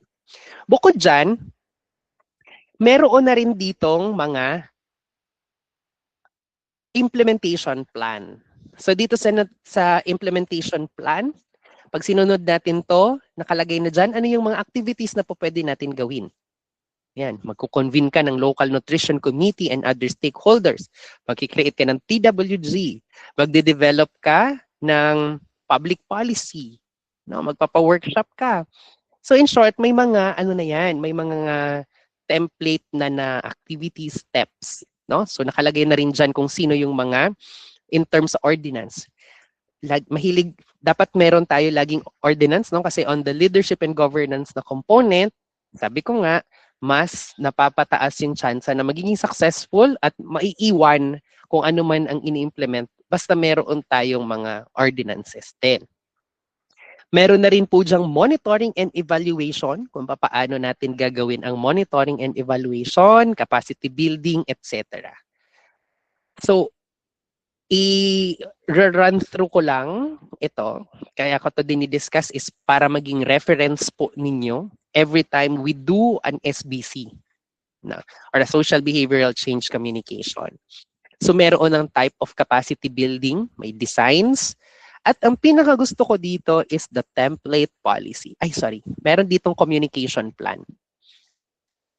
So, don't worry, isasend ko po sa inyo yung mga templates. Yan, may communication plan. Kung paano natin gagawin yung pag-communicate ng mga materials na to. Kasi di ba sabi natin, isang component, mga awareness, kung paano makikipag-usap sa mga stakeholders. So nandito na yung guide kung paano natin siya sasabihin, ano yung key messages natin, nandito na siya sa librong ito, sa playbook na ito.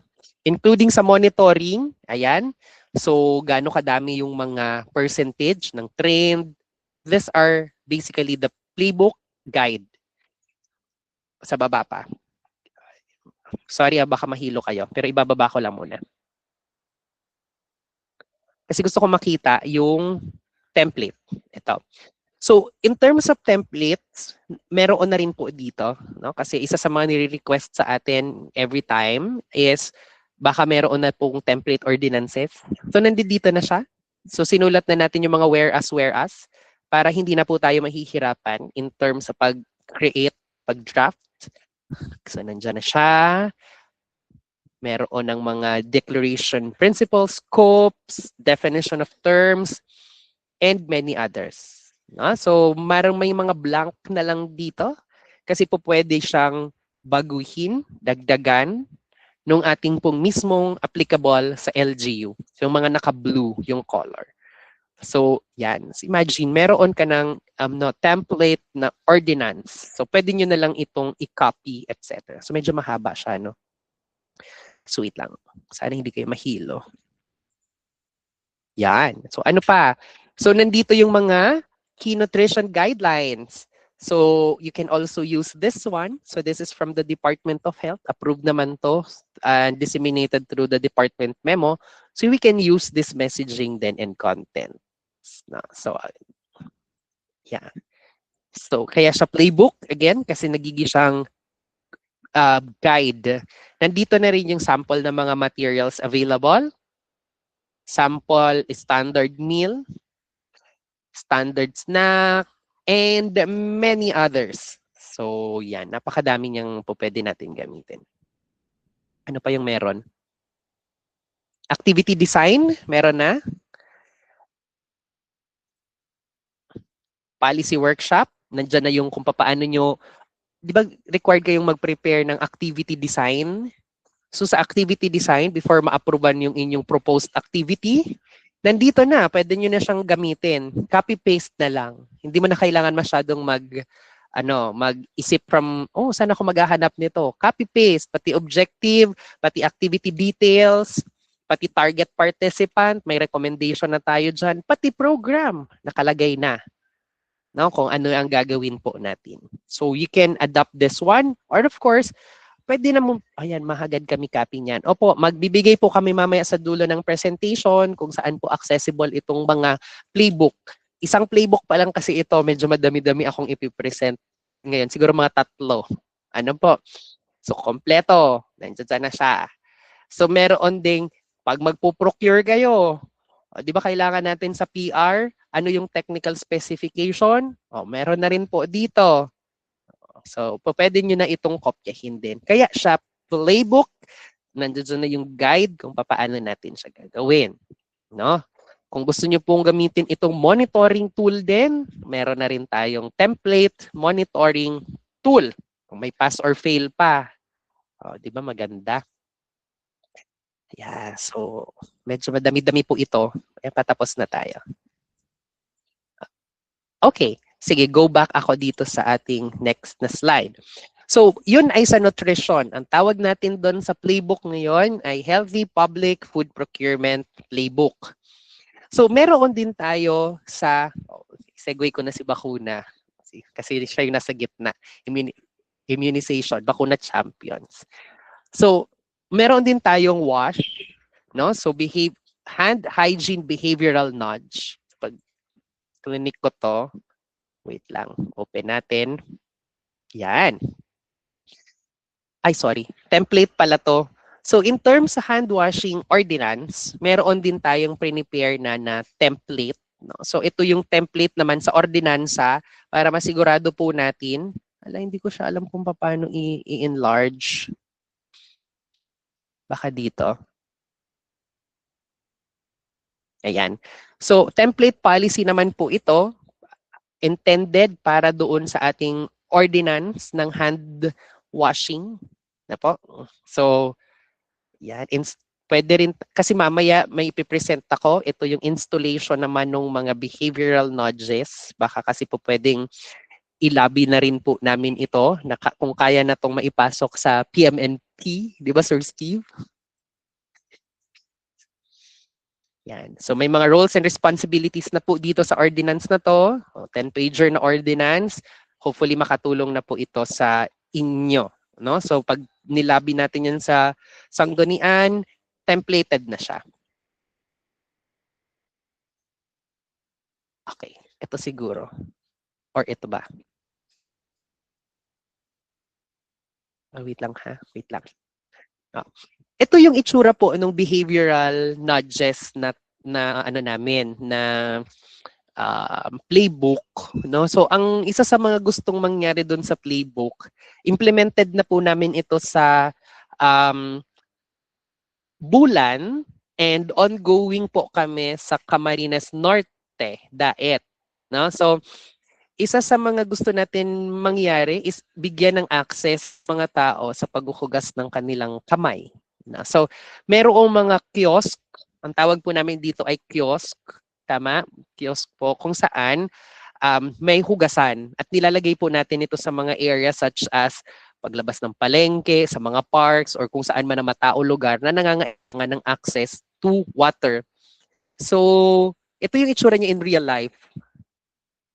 Tanan! So, nung pumunta po kami sa Bulan, ganyan siya kalaki. Malaki po yan. So, maganda rin yung pagkaka-design. CR yung nandito sa gilid. And then, paglabas nila, may access agad sila sa toilet. So, pagkagamit ng toilet, wash o'clock. So, parang ang sinasabi, nudge siya. Nire-remind natin sila na, oops, every time gagamit ng CR, dapat maghuhugas ng kamay. So, ito po yung video. Sorry, sana mag-play. So si model po namin si Ma'am Naomi.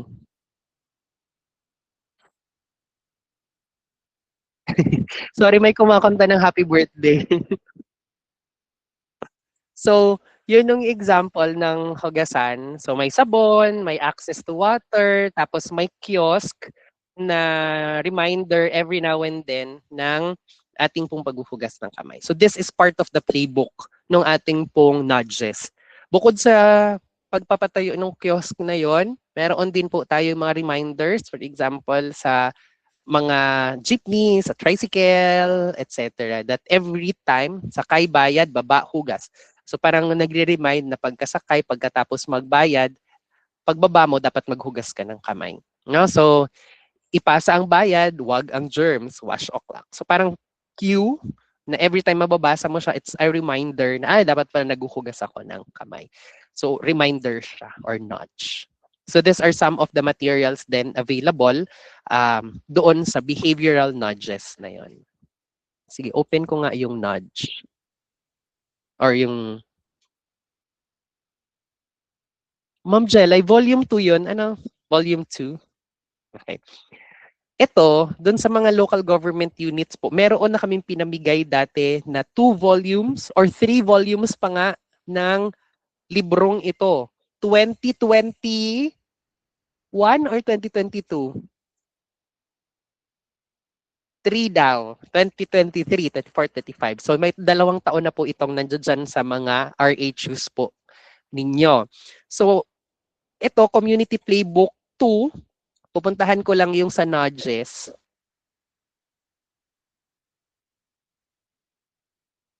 Nakita niyo pa po ba? Yes. Sorry ah. Yan. Okay. Ito yung behavioral nudges for hand hygiene. No? So ang gusto natin again dito sa behavioral nudge na to is ma-implement natin yung hand washing regardless kung ano man yung condition. So it's also a playbook. So kung mapapansin nyo sa playbook na to, similar yung components. Meron tayong implementation plan. May mga template policies na rin po tayo, pati resource requirements, capacity development, kung ano yung mga gagawin nating kailangan for the training ng WASH. Maganda nito sa pinakadulo, katulad kanina, may template na rin po nung mga policies. So, nandito po yung template policy natin. So, copy-paste nyo na lang po ito, yung mga whereas. Para makapag-implement tayo nung policy relative to this one. So bukod dyan, may mga designs. Di ba? Ang cute. So, ang nudge po, ibig sabihin nito, naglalagay tayo ng structure na nagre-remind sa mga tao or tinitrigger natin yung behavior nila.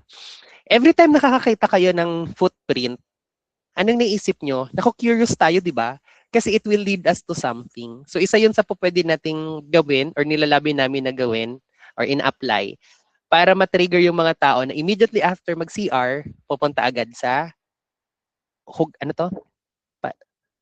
lababo para maghugas.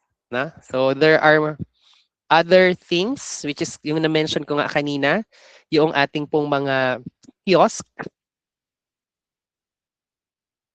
and many others. So nandito yung ating mga template design sa playbook natin na ito. So, ang saya ng playbook, pero hindi ito masyadong na-maximize pa. No? So hopefully po, ma-consider po ninyo every time po we plan. No? Nasa na ako ulit. So meron din tayong PK guide, no, doon sa ating pong what you call this one, sa Purok Kalusugan. And sa part ng Purok Kalusugan po, we produce yung ating pong mga materials. Kasama na dyan itong flip chart kung saan nandoon din naman yung pag-emphasize natin ng importance ng pinggang Pinoy.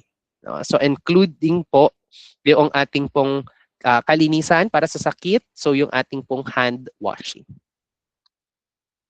So for nutrition, napakarami po nating mga people-focused activity. So ito yung mga possible activities naman po na gawin natin para sa ating pong awareness raising. No? So may mga municipalities na po na nakapag-implement nito. So meron tayong healthiest handaan, pinggang Pinoy, cookout workout, pati naman po yung mga ka-Heartner Dash, diet, recipe, and cooking contest. So para hindi na po kayo mahirapan sa pag-iisip ng ating pong mga mechanics, so kasabay na po siya sa ipiprovide din po nung playbook. Volume 1 naman po ito. Okay, so dun sa playbook 1, may healthiest handaan, nandiyan na yung activity, ano yung guideline, pati yung mechanics ng activity nandiyan na rin po. We also have Pinggang Pinoy Panalo, na po pwede nyo rin pong pagpilian sa mga activities po ninyo. Workout, cookout. And ano to? Ano yung HK?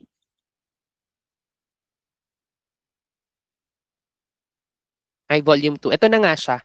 Yung ating pong health promotion volume 1. So dito sa volume 1, nandyan lahat ng mga options ng activities po natin. Ang kagandahan nito, pag ito yung ginawa, well, aligned na siya sa lahat ng tatlo, sa PK, sa DOH, sa nutrition program, dugsong na rin yung PMNP natin. Yeah. So, kompleto po 'yan nandito sa book 1 namin or volume 1. Yung lahat ng mga options. So hahanapin nyo lang din po kung ano yung applicable sa inyong mga lugar. So next ay, yan, bakuran mo, show mo. Meron na tayo dyang mga guidelines din. For the hand washing or sa wash, na-mention ka na kanina yung behavioral nudges. Sa ating pong QR code later na ipipresent ko, hanapin niyo yung slide kung saan makikita niyo itong community playbook. May volume 1, nandito yung mga people-focused activity. Yun yung mga maliliit na one-day activity po natin. At yung community playbook, volume 2, nandito po yung mga present kong may mga template ordinance, communication plan, implementation plan, etc. So po pwede nyo po yung gamitin dyan. So this is the QR code. So kung meron po kayong screen capture, mukhang ito yon. So ito po yung HP Material Directory. I-click nyo na po yan. At dito po sa material directory natin ay accessible po yan to everyone. Huwag magugulat kasi kapag in-screen cap nyo yan or in-access nyo po siya, ganito muna yung lalabas. Google Form. So i-accomplish nyo lang kung ano yung hinahanap dito sa Google Form. And then click yes sa pinakadulo and submit. Kapag nakapag-submit po kayo, sa pinakadulo, lalabas ay isang link. Yung link po na yon, isave nyo na siya kasi ito na yung lalabas na material directory. So yung material directory po natin, ang napakadami po dyan na mga materials available for everyone. So for example, sa family health programs, meron dyang safe motherhood, breastfeeding, newborn hearing screening, meron dyang routine immunization, and many others. So pag clinic nyo po kasi siya, active yung link nun, may lalabas na parang link, naka-folder. So pag in-access nyo po yung folder, ang mangyayari po, lalabas yung material na kailangan ninyo. No? So bukod sa family health na programs, ayan, meron tayong mga materials for the hand washing. No? So may mga materials tayo na, oops, meron din tayong mga RCCE materials. So bukod dun sa family health na programs, meron din tayong mga for other diseases naman po. May non-communicable diseases, may nandiyan yung para sa mga dyslipidemia, diabetes. Meron din tayong for communicable diseases, yung mga sa hand washing, makikita nyo po dito, hand washing, waterborne diseases, waste segregation, nandiyan po yung mga materials na yan. So you may also join us sa aming pong Viber community. So ito pong Viber community namin, dito kami nag-upload ng iba't ibang mga updates din sa mga taong may Viber. No? So ang dami kasi, iba-iba kasi, may Viber, yung iba gusto Facebook, pero yung mga sa Viber, dito po, pwede po kayong mag-join by scanning the QR code. And of course, syempre, shameless plug. So dito naman po yung iba't ibang mga lectures na nire-record po namin. So NIP Bicol po sa YouTube channel. Hanapin nyo lang sa YouTube, NIP Bicol. Dati kasi National Immunization Program Bicol. Hindi ko na binago yung pangalan. Lahat na lang nandiyan nakalagay yung mga videos, materials na ina-upload din po natin. Bukod dyan, ayan, ito yung mga sample. May hypertension, may cervical cancer. So, pwede po kayo mag-subscribe, i-like, download, pwede yan i-download ng mga videos, pwede niyo siyang i-share sa kahit sino man po. No? So, everyone po yung mga materials na nandiyan dyan.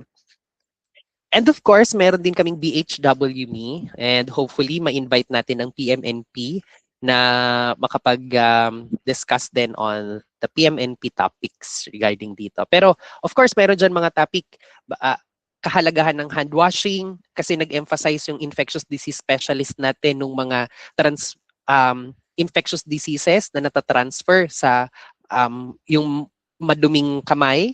Meron din po dyan si Engineer Leia discussion on paano magiging malinis yung tubig.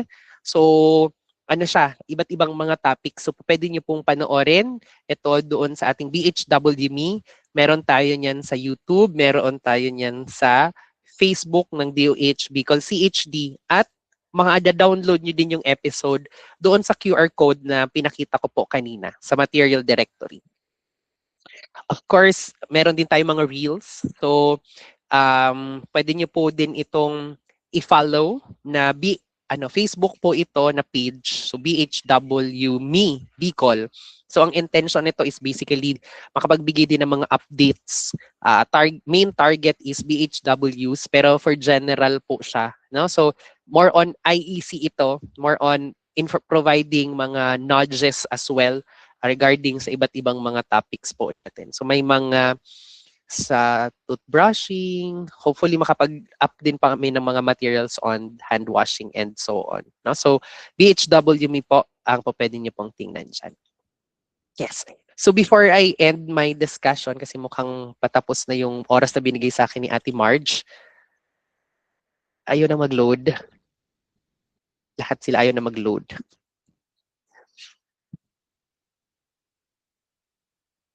Meron kasi tayong mga videos na applicable or downloadable din through the QR code. And of course, most probably upload ko din to dun sa mga social media sites natin. You can just check it, yung katulad nito for the first 1,000 day ad.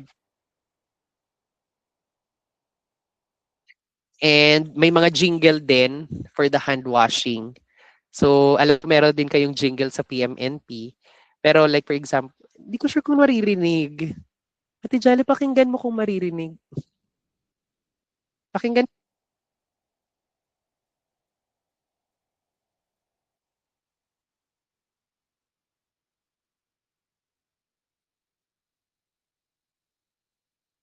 Sorry, wala daw pala. But anyways, meron sana kasing mga videos din si DOH relative to hand washing. So, ang tawag natin doon, wash o'clock. So, para mananudge natin or mariremind yung mga tao na regarding yung ano to, kailan nga ba talaga dapat naguhugas ng ating po mga kamay. Yeah, ang brand kasi namin wash o'clock. Oh, ito yung ano, yung design ng kiosk. So nakalagay na rin kasi dito yung specifications ng kiosk na ginagawa po ng DOH. Oh, for the PK, dahil nandito rin naman pala to, so sa Puro Kalusugan kasi we will be providing din yung mga flip charts. So kasabay ito, tingnan niyo po yung mga pinggang Pinoy. Meron din, alam ko may stickers din ang PMNP, pero may stickers din si HPU ng yung Mami Mantras. Tapos mga mami alagaan ng sarili and so on. So these are all nudges din po. Pati ito, yung paghuhugas ng kamay. So hand soap ang nakalagay sa box na yan. So para pag inabot, may reminder na agad kung tuwing kailan ba yung maghuhugas ng kamay. Yes. Sa PK namin yon, sa Puro Kalusugan namin siya nagagamit. Okay? So, Ma'am Marge, I think yun na yun. The presentation ko. Unless may mga questions po sa chat. Hopefully naintindihan po yung brief discussion ko nung SBC at paano po natin siya magagamit at maa-align doon sa iba't ibang mga strategies din po natin. Kasi meron na lang tayong few months basically to do this. Tama ako, Ate Marge? Ayan, kung pwede daw humingi ng soft copy. So, na-mention ko kanina, all resources accessible siya doon po sa QR code na pinrovide ko. So, hanapin nyo lang po yung mga portion, pati yung sa playbook, nandoon po yung mga yon. And you can share it to everyone. No? So, kung kaya po ng LGU, ilabi nyo na po na panda na nila. Kasi sabi ko nga kina Ate Marge, gusto natin pagkatapos ng project natin, kahit wala na tayo, nag-retire na tayo, hopefully may maiwan pa rin tayong nandoon. So, ang usually ng mga long-term na naiiwan, policies, 'di ba, mga ordinance, law, tapos mga leave on, anong tawag natin doon? Leave on, yung mga iniiwan, yung pagkatapos mong activity, naiiwan siya. Like for example, yung kiosk, kahit matapos na yung activity natin, nandiyan siya at hanggat may source ng tubig, pwede tayong gamitin natin ang tubig na yun sa paghuhugas. But of course, leave, may iwan din natin kung ma-organize talaga natin yung community. Makakapacitate natin na on their own, nagde-decide sila ano ang problema at sinusolusyonan nila kung ano ang problema na yun para pag alis natin, capable sila to solve the problems. So community organizing ang tawag natin doon. Sige po. Meron ba akong nakalimutan, Ate Marge? Naka-view only talaga po yan. Yung ating pong, pero accessible po siya. Yung view only na yun, kahit ako po, naka-view only ako sa material directory. So ang gagawin nyo lang po, hanapin nyo lang, ang ginagawa ako, Control F, breastfeeding, mga ganon. And then ilalabas niya na, or scroll mo, pero pag pinindot niyo po kasi, lalabas may link. Pag clinic niyo yung mismong gusto, click anywhere there, may lalabas po siya na link. At kapag pinindot niyo yung link na yun, dadalhin kayo sa separate na window, at yung pong window na yun, nandoon yung material. Siguro kailangan kong ipita para, ayan, marami nang nag-access. Nandito na kayong lahat. So, pindutin nyo lang siya, i-click nyo, pati kung ano man yung image na nandiyo dyan, tapos may link po dyan. Accessible na siya. Sige po. Ate Marge, may question pa.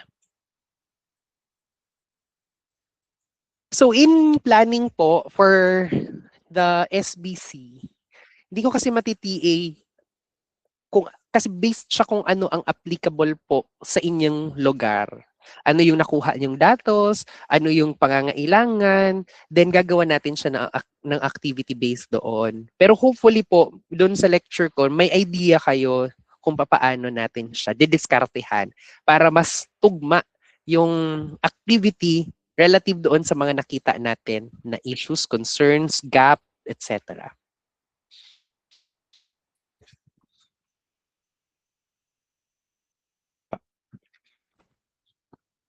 Marge, wala ng question. Ikaw, may question ka?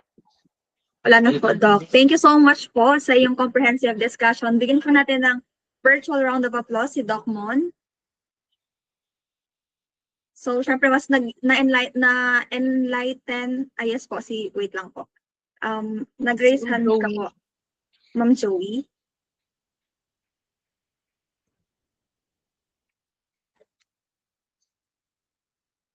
Nag-raise ng hand si Ma'am Joey.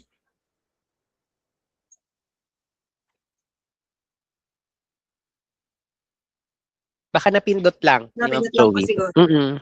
Sige, thank you so much po again, Doc. And Apo. hopefully, mas naliwanagan po tayo sa mga concepts ng SBC and ma-apply po natin ito kapag nag-conduct tayo ng mga activities, especially yung HPG po natin ay i-implement natin siya until this year, June 2026. So, hopefully, ma-apply po natin ito sa ating kanya-kanyang areas. Kung kailangan ma-marge ng additional technical assistance, lalo na doon sa healthy communities, yung sa mga playbook implementation and all, pwede pong humingi sa amin, mag-letter na lang, address kay director, para po mapoprovidean din po namin ng technical assistance. So ang lead ng playbooks ay si Sir Steven Tenol. So basically siya ang ating HEPO 3, Regional HEPO. And hopefully talaga ma-implement natin yung mga playbooks na yon sa inyo pong mga lugar. No? Tapos balitaan niyo po kami kapag na-implement.